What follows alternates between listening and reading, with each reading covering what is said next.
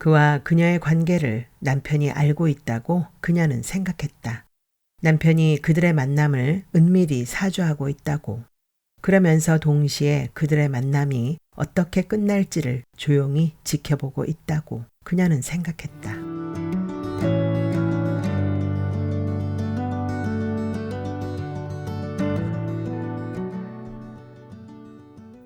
위험한 산책.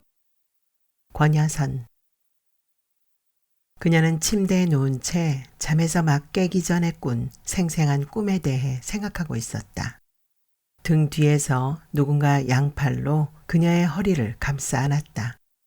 그 남자가 남편인지 그인지 아니면 다른 누구인지 그녀는 알 수 없었다.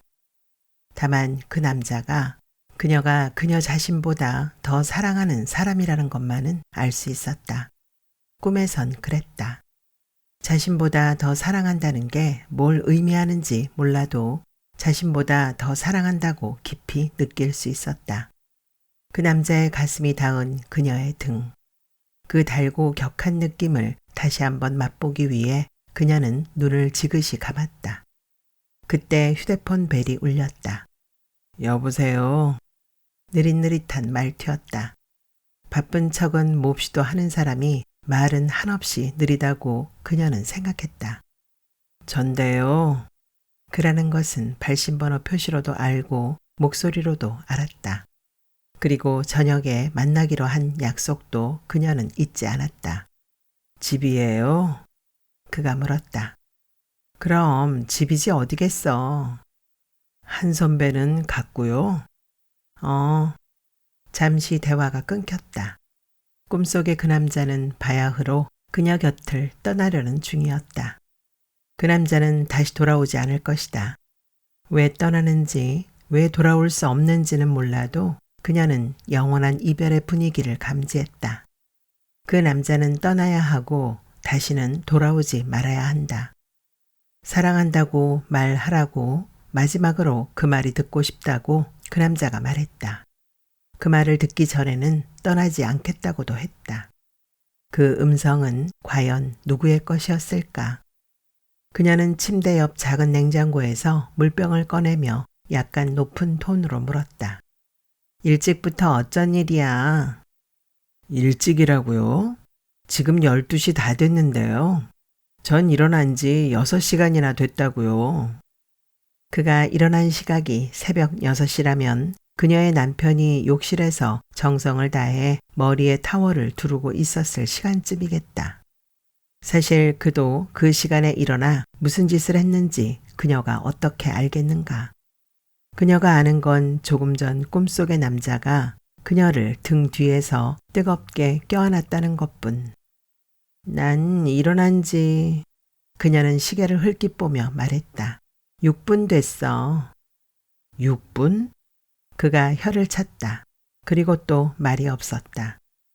남편은 노란 목욕용 타월을 머리에 터번처럼 두르고 보랏빛 스트라이프 셔츠만 입은 채 맨다리로 현관에 서서 그녀를 애처롭게 불러댔다.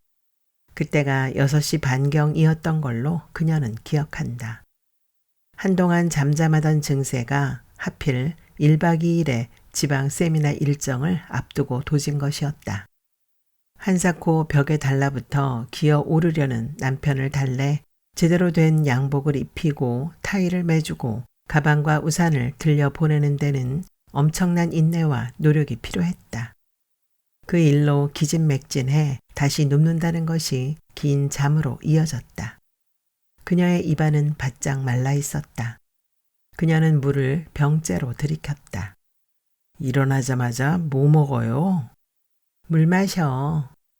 제가 지금 여기가 약속 장소 근처거든요. 벌써? 약속은 저녁 6시였다. 그렇게 됐어요. 집에 다시 들어갔다 나오기도 애매하고. 대화는 다시 끊어졌다.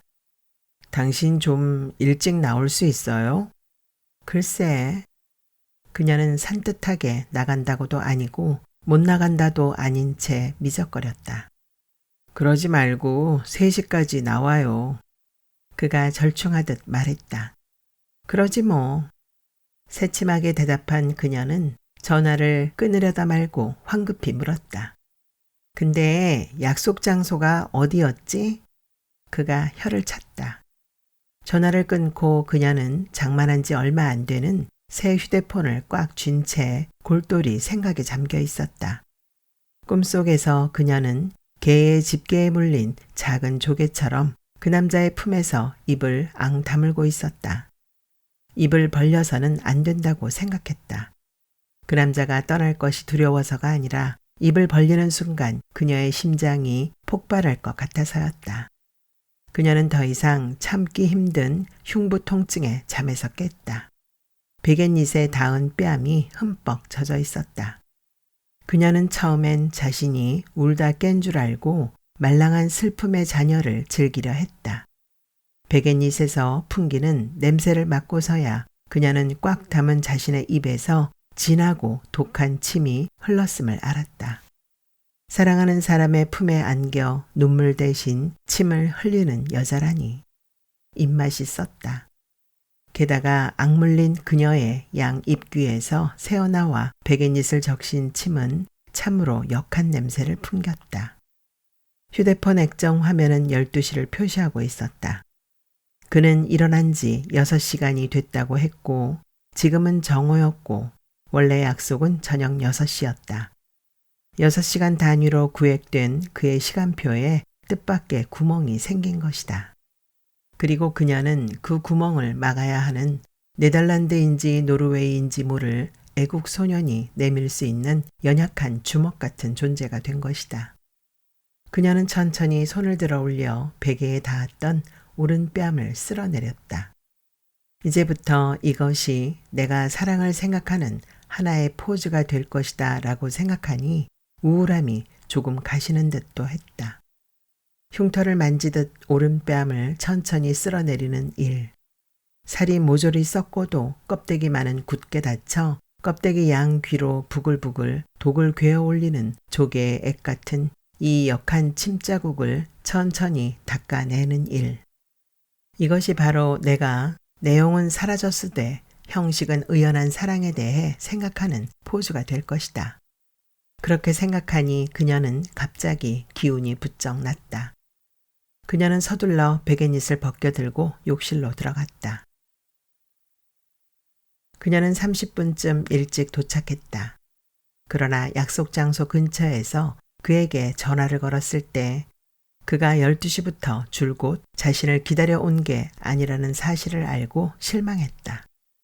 그토록 바쁜 척을 하는 그가 왜 자신을 기다리며 혼자 점심을 먹고 헌 책방을 기웃거리며 3시간을 흘려보낼 거라고 생각했는지 어처구니가 없었다. 그러나 정오 무렵에 받은 전화의 뉘앙스는 꼭 그랬다.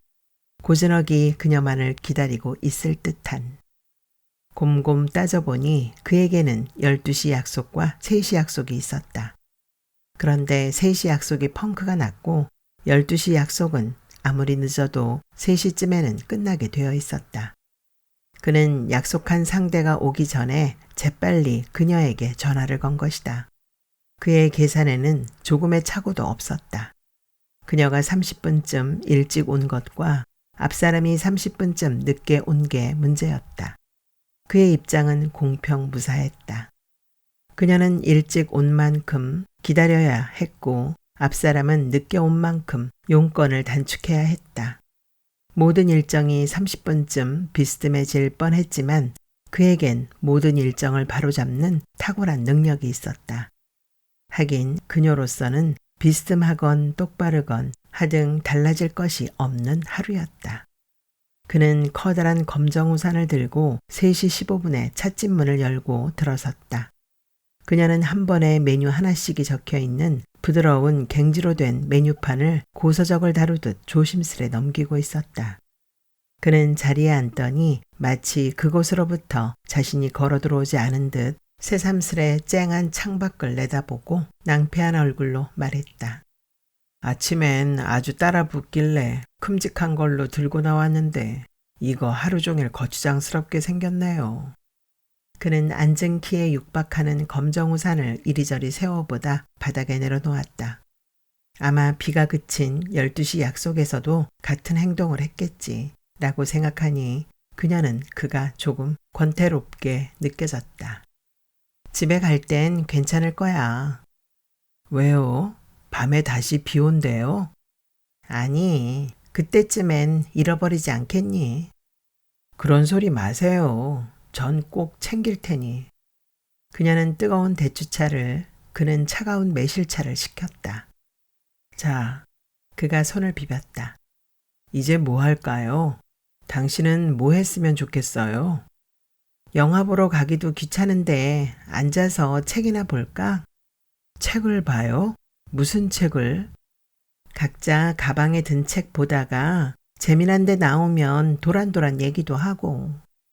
그녀는 성의 없이 보이지 않도록 입가에 얇은 막을 살짝 당겨 은은한 미소를 만들었다. 그는 그것도 좋지만 하면서 고개를 살살 저었다. 그것도 좋겠지만 아주 천천히 술을 마시는 방법도 있죠. 그녀 입가에 진심에서 우러난 미소가 번졌다. 날씨 한번 요상했다. 새벽녘부터 오전까지 세차게 쏟아붓던 비가 반짝 그치고 멀쩡히 개는가 싶더니 다시 쏴 쏟아지면서 천지가 컴컴해지고 천둥까지 우릉우릉 쳤다. 길은 공사 중이었다. 좁은 우회로에 몰린 사람들이 우산까지 펼쳐드는 바람에 혼잡이 더했다. 바닥에 얇게 깔린 시멘트와 모래는 빗물에 개어져 질척거렸다. 찻집에서 나온 그들은 인파에 섞일 엄두를 못 낸 채 건물 차양 밑에 잠시 서 있었다. 우산도 없이 유모차를 밀고 오는 노파의 미간이 잔뜩 찌푸려져 있었다. 노파도 날씨에 속은 것이다. 빗방울은 굵어지는데 울퉁불퉁한 길과 공사장 장애물 때문에 사람들의 무리는 느린 속도로 움직였다. 노파의 표정에서는 대상 없는 분노를 간직한 사람만이 낼 수 있는 자탄과 두려움의 빛이 발산되고 있었다. 그녀는 그를 슬쩍 올려다보았다. 저 노파와 같은 표정을 그의 얼굴에서 본 게 언제였던가 하고 그녀는 생각했다. 스스로는 인정하지 않겠지만 그 당시 그는 세상으로부터 슬그머니 버림받기 시작하는 시절을 살고 있었다. 원한의 매듭을 혼자 묶고 혼자 푸는 일만 되풀이하던 시기였다. 그리고 그녀 역시 스스로는 인정하지 않았지만 비슷한 처지에 놓여 있었다. 하지만 노파의 표정이 거울에서 본 자신의 표정이기도 하다는 것을 그녀는 전혀 기억하지 못했다. 과거를 잊으려는 망각의 노력은 종종 그녀의 현재에도 침입해왔다. 날씨가 술을 주주하네요. 우산을 펼치다 말고 그는 건너편에 있는 식당을 집게 손가락으로 가리켰다. 볼찜 어때요? 좋아. 볼찜 맛있죠? 안 그래요? 맛있지. 그러나 그는 더 적극적인 동의를 요구하고 있었다. 볼찜 잘하면 진짜 맛있는데 대구 머리가 크잖아요. 머리에 먹을 게 아주 많아요. 내장도 맛있고. 그녀는 아무 대꾸도 하지 않았다. 그들은 인파를 헤치고 가까스로 길을 횡단했다. 좁은 현관 입구에 우산을 세우고 젖은 신발을 벗고 들어선 식당은 맞은편에 작은 뒤랑까지 딸린 의외로 아담한 곳이었다. 어머, 식당 예쁘다. 잘 들어왔죠? 아귀찜도 있어. 메뉴판을 보고 하는 그녀의 말에 그가 기겁을 했다. 대구 볼은 아귀하곤 비교가 안 되죠. 그래? 당신도 참 주부라는 사람이 대구 볼도 모르고. 물과 물수건을 날라온 식당 여자가 게으르게 웃으며 말했다. 볼찜 드시게요? 그럼 지금 잡아야 하거든요. 그가 물수건으로 이마에 빗물을 닦으며 물었다. 아, 지금 잡아요? 아침에 들어온 게 점심때 다 나가서 막 새로 한 박스 받았어요. 그거 참 잘 됐네. 두 분이면 중짜 하나? 중짜? 그렇게나 많이? 그녀가 고개를 살짝 흔들자 식당 여자는 빈 플라스틱 쟁반으로 배를 가리며 모르는 소리 말라는 듯 타일렀다. 두 분이 중짜 하나는 드셔야 해요. 우리 집이 양이 적은 편은 아닌데 워낙에 재료가 신선하고 맛이 좋으니까. 지금 잡는다면 시간이 좀 걸리겠네요. 그의 말에 식당 여자가 거 아는 소리 좀 하는 사람을 만났다는 듯 고개를 끄덕였다. 그렇죠. 지금 막 잡아야 하니까 시간이 좀 걸리죠. 그럼 그 사이에 먹을 만한 거 없어요? 식당 여자는 엉거주춤 탁자 모서리에 앉으며 벽에 걸린 메뉴판을 가리켰다.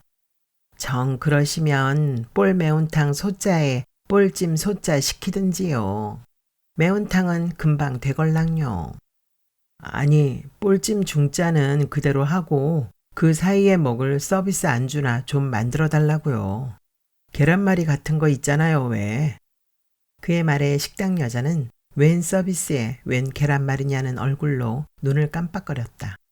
그와 식당 여자가 말을 주고받는 동안 그녀는 사각쟁반을 세워짚고 탁자 모서리를 한 손으로 붙든 식당 여자의 자세를 뚫어져라 바라보고 있었다.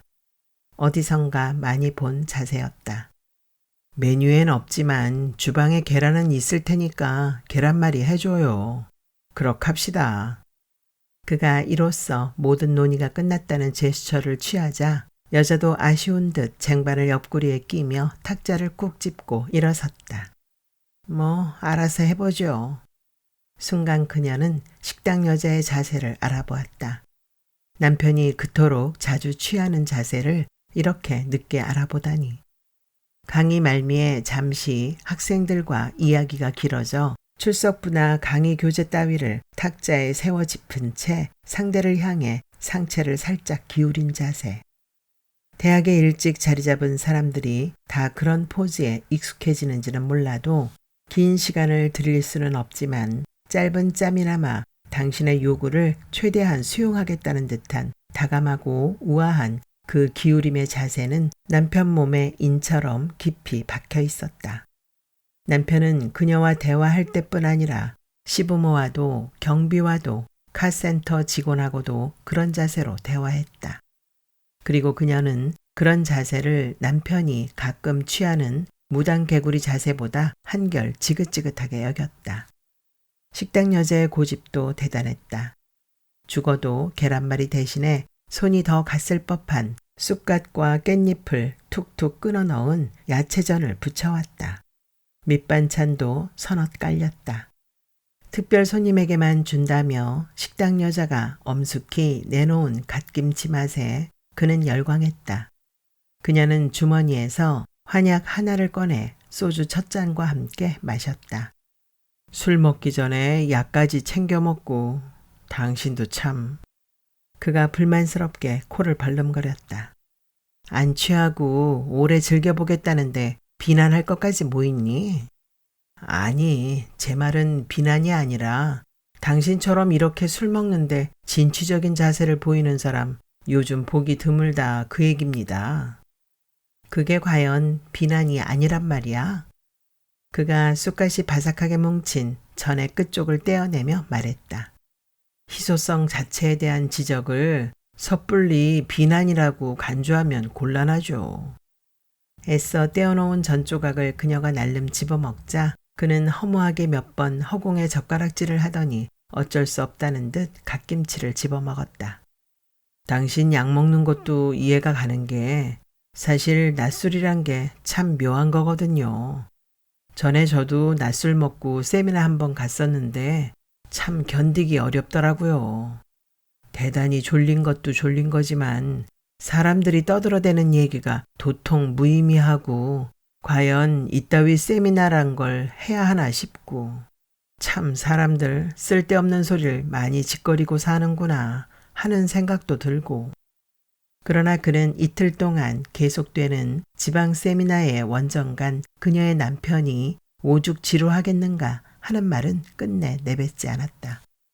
세상에 대한 원한이 제도에 대한 혐오를 거쳐 마침내 제도에 안착한 그녀의 남편에게 격렬히 꽂히던 시기마저도 이미 그에게서는 지나가 버렸다. 원한의 표적은 정신의 추위 속에서만 생겨나는 결빙의 환각이었다. 그런데 이제 그 표적도 그도 다 흐물흐물 녹아버렸다는 것을 그녀는 어렴풋이 느낄 수 있었다. 절망에 입혀진 달콤한 허세, 무력감 탓에 빠르고 커지던 목소리, 가슴 저리도록 절제되어 드러나던 한탄과 회한도 이제 그의 인생 저 너머로 사라져버린 것이다. 그 느낌은 썩 유용하진 않지만 익숙한 어떤 물건을 잃어버렸을 때처럼 그녀 내부에서 작지 않은 상실감과 잊지도 않았던 상상적 애착감을 불러일으켰다. 만약 그녀가 남편의 해피한 증세에 대해 이야기해 주었더라면 그의 질투와 원한은 좀 더 일찍 철회되었을지 모르지만 그가 영원히 질투와 원한에 시달려 주길 바라는 그녀로서는 그때나 지금이나 그런 얘기를 해줄 마음이 조금도 없었다. 붉은 산 같은 거대한 볼집 무더기가 식탁 한가운데 놓였다. 그가 오 소리를 내자 식당 여자가 놓치지 않고 생색을 냈다. 중짜 시키셨는데 대짜만큼 드린 거예요. 많이 기다리셔서. 나 이거 예전에 먹어본 것 같은데. 그녀가 젓가락을 입에 물고 이렇게 말했을 때 그의 젓가락은 벌써 찜 무더기 속에서 대구 내장에 큰 토막을 찍어 개인 접시로 나르고 있었다. 그녀는 작은 살점과 콩나물 미나리 같은 것부터 먹기 시작했다. 그들은 매운 볼찜과 찬 소주를 마시며 다음에 만날 시기를 타진했다. 그들의 만남은 항상 다음 만남에 대한 강박으로 주름져 있었다. 8월 초면 휴가철이라 도로 사정이 만만치 않을 텐데요. 우리가 또 사람들 끓는 걸 무진장 싫어하잖아요. 그는 취하면 자연스럽게 우리라는 말을 했다. 때로 그녀가 그의 의견에 동조하지 않을 때조차도 그의 취한 말 속에서는 언제나 그의 우리에 속했다. 그럼 어쩌니 그 인간이 그 즈음에 중국 간다는 걸. 그래요? 잠시 뒤에 그가 좋은 생각이 났다는 듯 호들갑스럽게 잔을 부딪히며 말했다. 아, 그럼 부득이 이번에만 허를 찔러서 휴가철에 움직여 보죠, 뭐. 예. 허를 찌르려면 남의 허를 찔러야지 우리 허를 찌르면 어떡하니? 그녀도 어느덧 우리라고 말하고 있었다. 그런가요? 거기가 우리 허였나요? 그가 킬킬댔다. 그녀는 젓가락으로 콩나물을 스파게티 면처럼 돌돌 말면서 말했다. 이번 여름에도 꽤 더울 거라고 하던데. 그래도 94년도 혹서만 할까요? 그의 여름은 정말 끔찍했어요. 95년 아니었어? 그가 눈에 힘을 주며 말했다. 아니에요. 94년 정확해요. 난 꼭 95년이었던 것 같은데. 제가 어째서 94년 여름을 정확하게 기억하고 있냐면 말이죠. 그 해가 우리 아버지 돌아가시기 한 해 전이었거든요. 94년 그해 여름에 우리 어머니가 꼼짝 못하고 누워 계시는 아버지 수발을 드느라고 얼마나 땀을 흘리셨던지 나중엔 어머니가 병이 났어요. 큰일 났죠. 제가 갔더니 막 우시더라고요. 당신 기운이 그나마 조금이라도 남아있을 때 아버지 보내드렸으면 좋겠는데 저 양반이 쉽게 안 간다고. 아, 그때 얼마나 가슴이 아프던지. 우리 아버지가 다음해 봄에 돌아가셨어요. 그러니까 그 해가 마지막 여름이었던 거라 제가 딱 기억을 하는 거죠. 94년 맞아요. 제 인생에 진짜 그렇게 더운 여름은 없었어요. 앞으로도 없을 거예요. 당신 꽤 효자였나 봐. 효자는 무슨. 아버지 돌아가시기 전에 자리도 잡고 결혼도 하고 그랬어야 하는데. 효자 맞네.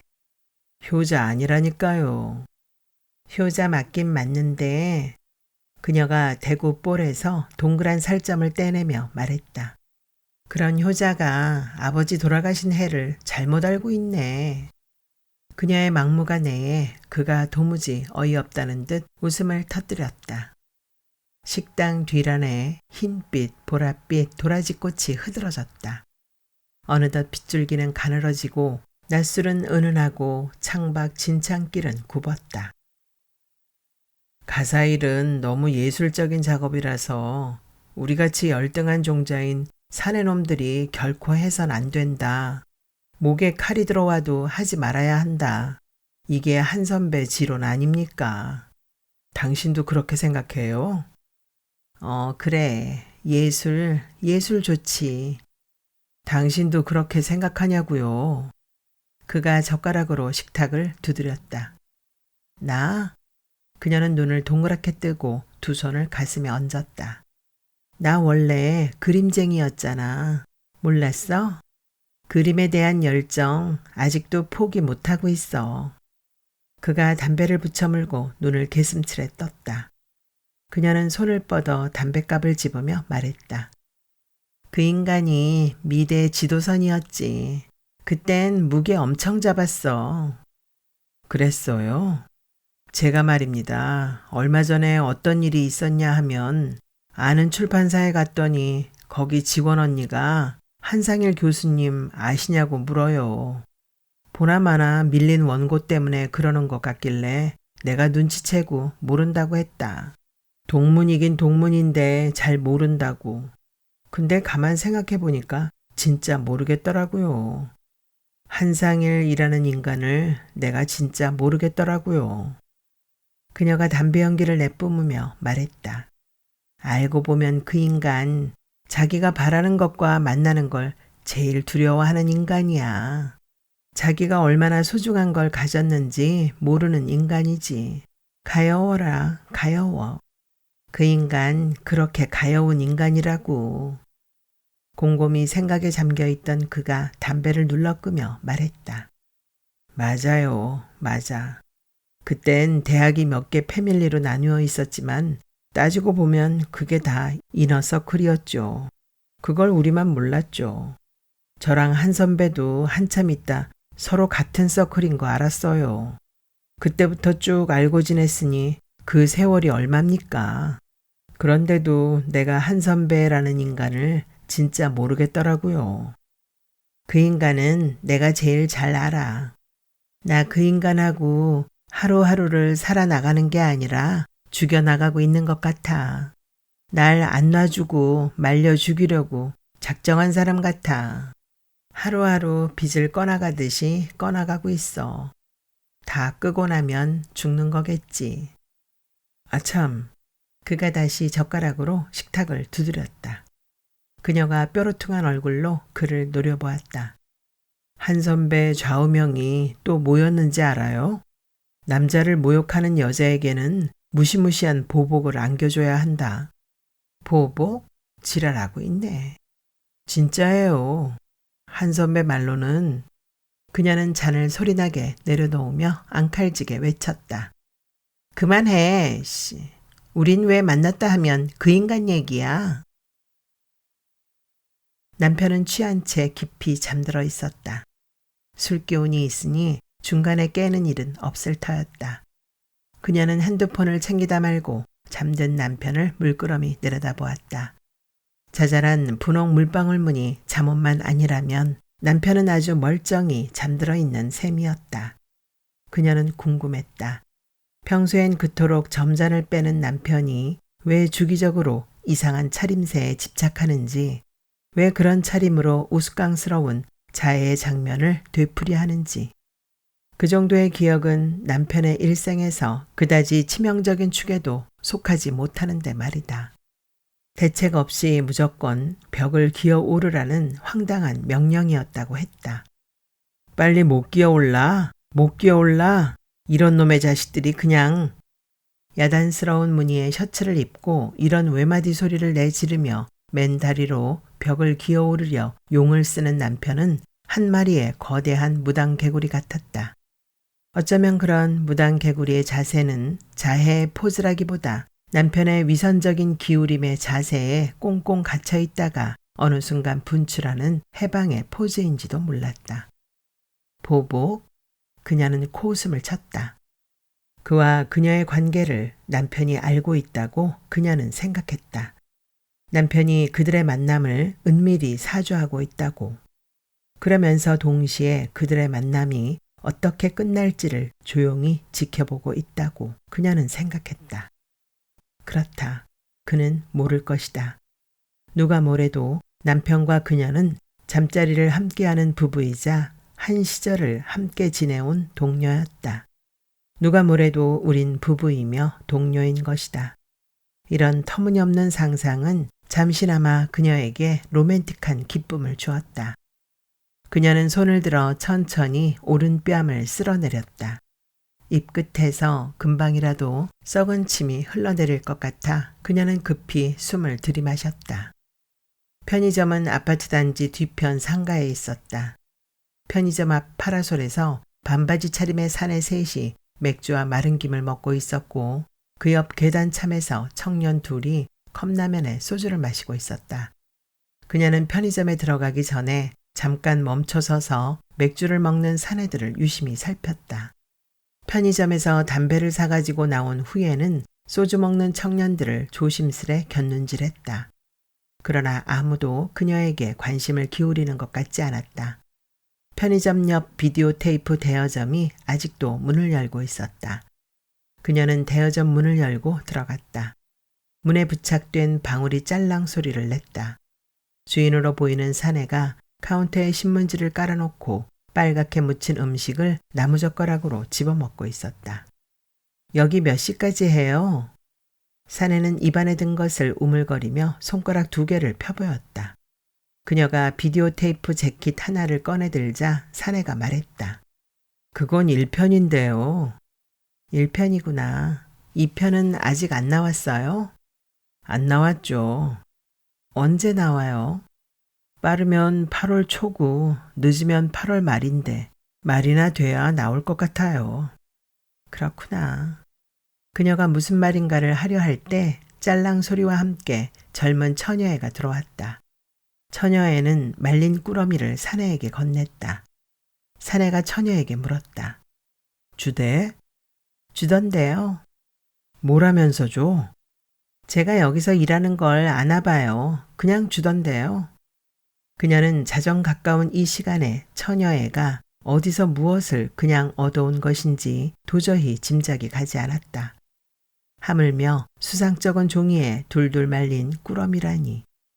그녀는 비디오 테이프를 고르는 신용을 하며 사내와 처녀애를 흘끔거렸다.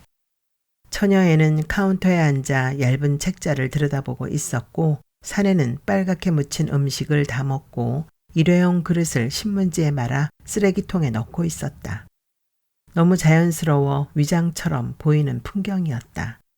그녀가 계산대 위에 비디오 테이프 2개를 올려놓자 처녀애가 묻는 눈짓을 했다.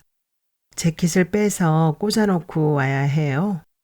그녀의 말에 사내가 입가를 문지르며 대신 대답했다. 아니에요. 그녀가 전화번호를 말하자 처녀애가 키보드를 두드리더니 다시 묻는 눈짓을 했다. 왜요? 아직 반납 안 하신 게 하나 있는데요. 그래요? 그거 반납하셔야 새로 대여가 되는데 깜빡했나 봐요. 집에 가서 찾아볼게요. 처녀애가 난감한 듯 주인 사내를 바라보았다. 못 찾으면 제가 변제를... 그녀의 말이 끝나기도 전에 사내가 말했다. 대여해드려. 단골이신데. 처녀애는 혀를 낼름 내밀더니 테이프에 바코드를 찍은 후 검색기 뒤로 넘겼다. 판타지 좋아하시나 봐요. 사내가 그녀에게 말을 붙였다. 판타지요? 그녀는 흠칫 한 걸음 물러섰다. 모르고 고르셨어요? 어머, 그러고 보니 둘 다 판타지네. 많이 마르신 것 같아요. 그녀는 사내 얼굴을 빤히 보았다. 살이 많이 빠지셨다고요. 나요? 아니에요. 글쎄요, 모르겠는데요. 그녀는 이 사내가 자기를 언제 보았기에 이런 소리를 하는지 알 수 없었다. 그녀가 이 대여점에 비디오 테이프를 빌리러 오는 시간은 주로 오후나 저녁 무렵이었고 그 시간에는 대개 곱상한 중년 여자가 앉아 있었다. 가끔 아르바이트생으로 보이는 남자애나 처녀애가 앉아 있기도 했지만 이 사내는 처음이었다. 그녀를 다른 사람과 혼동한 것 같았다. 이건 언제까지 반납하면 되나요? 내일이요. 그녀는 검색기 너머에서 테이프를 받아 검은 비닐 봉지에 넣었다. 대여점 문이 짤랑 소리를 내며 열렸다 닫히는 순간 그녀는 잠깐 자신이 이 대여점을 다른 대여점과 혼동했나 하는 생각을 했다. 한갓진 아파트 단지 놀이터에 접어들었을 때 그녀는 휴대폰을 꺼내 그의 번호를 눌렀다. 여보세요? 여전히 느릿느릿한 말투였지만 자다 깬 것 같지는 않았다.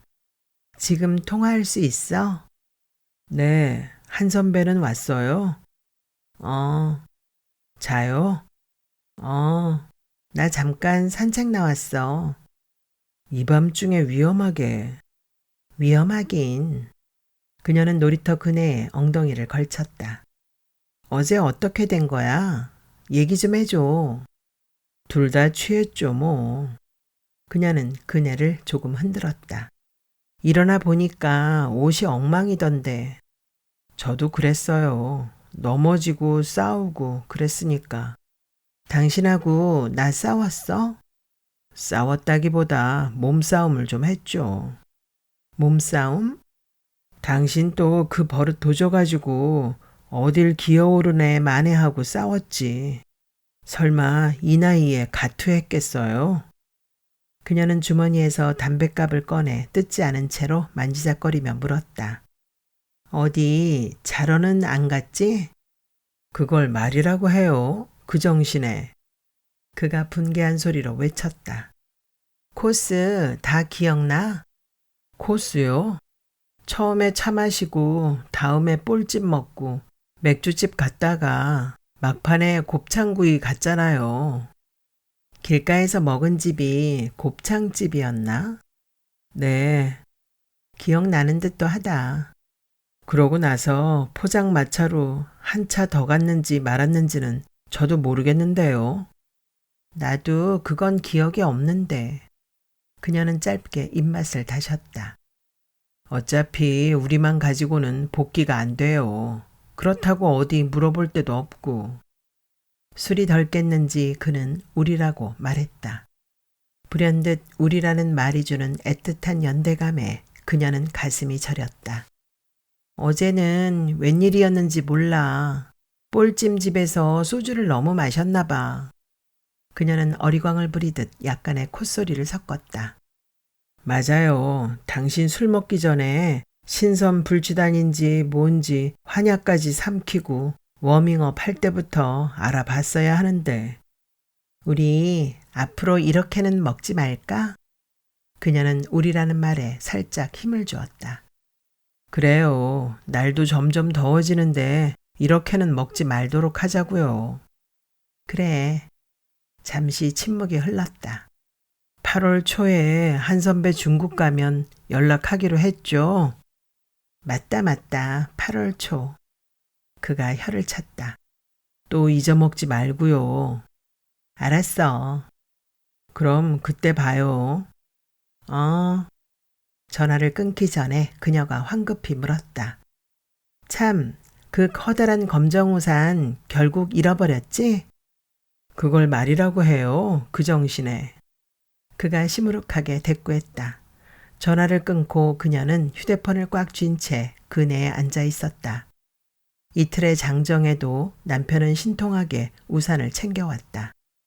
말만 앞서고 바쁜 척만 했지 우산도 그녀도 제대로 챙기지 못하는 그에 비하면 무엇이건 잡은 것을 놓지 않는 남편의 강한 악력이 그녀에게는 더 편안했다. 그녀는 한 손에 휴대폰을 꽉 쥐고 다른 한 손으론 뜯지 않은 담뱃갑을 만지작거리며 누군가를 기다리는 자세로 그네에 오래 앉아 있었다. 그녀는 대여점 사내가 자신과 혼동한 여자가 누구인지 궁금했고 처녀애가 그냥 주더라며 받아온 총이나 마약처럼 의심스러운 물건 꾸러미가 궁금했고 사내가 먹던 빨갛게 묻힌 음식이 궁금했다. 편의점 파라솔 탁자에 부려놓은 왁자지껄한 남자들의 내면과 그녀가 산책을 나오지 않았더라면 몰랐을 아파트 단지 뒤편 상가에서 심야에 일어나는 일들과 보아도 읽히지 않는 세상의 표정과 반납하지 않은 비디오 테이프와 언제 어디서 잃어버렸는지 모를 예전 휴대폰의 행방이 그녀는 애가 끓게 궁금했다. 휴대폰 액정이 12시를 표시하고 있었다. 그녀는 그네 위에서 흔들리며 꿈속에서 그녀를 안았던 남자의 얼굴을 상상해 보았다. 남자의 텅 빈 얼굴에 파라솔에서 맥주를 먹던 중년 사내들과 소주와 컵라면을 먹던 청년들, 대여점 주인 사내의 얼굴과 그녀가 기억하는 모든 남자들의 얼굴을 차례로 겹쳐보았다. 그녀의 내부에 고여있던 나쁜 체액이 노쇠 상자처럼 굳어버린 심장의 양귀에서 부글부글 괴어 나오는 것 같았다. 그의 말대로 한밤중의 산책은 위험했다. 그녀는 휴대폰과 담뱃갑을 비디오 테이프가 담긴 검은 비닐봉지에 넣었다. 슬리퍼 안에 든 모래를 털고 그 내에서 일어서면서 그녀는 다소 체념한 듯한 표정을 지었다. 이제 나 또 어떤 범람을 막기 위해 무엇에 균열을 메우는 연약하고 이타적인 주먹이 되어야 하는가. 이런 생각에 슬픈 미소를 띠며 오른뺨을 천천히 쓸어내리던 그녀의 표정이 일순 봄꽃처럼 화사하게 피어났다. 등 뒤에서 강한 근육질의 팔이 그녀의 입을 틀어막고 그녀의 허리를 뜨겁게 휘감았다. 순간 그녀는 밤하늘을 배경으로 꿈속의 남자의 얼굴에 살이 너덜너덜 붙은 시뻘건 대구볼이 탈처럼 씌워지는 환상을 보았다. 놀랍게도 아귀가 딱 맞았다. 사랑한다고 말하라고, 마지막으로 그 말이 듣고 싶다고, 그 말을 듣기 전에는 떠나지 않겠다고 형태만 남은 거대한 생선 주둥이가 명령하는 소리를 그녀는 똑똑히 들었다. 꽉 막힌 그녀의 입에서 침이 새어나왔고 등허리가 타는 듯이 뜨거워졌다. 그녀의 손에서 휴대폰과 담뱃갑과 비디오 테이프가 든 검은 비닐봉지가 놀이터 모래 위로 소리 없이 떨어졌다.